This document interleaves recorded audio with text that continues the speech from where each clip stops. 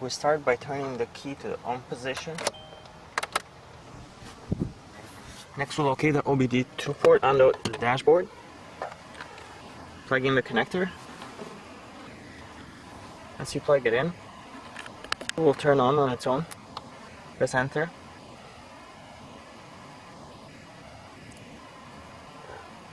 Menu 1, we press enter again.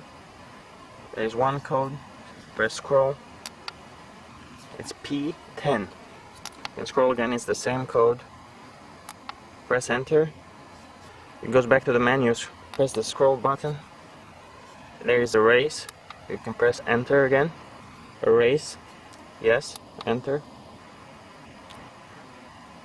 And that's all there is to it. In this case it will not erase because we haven't fixed the problem.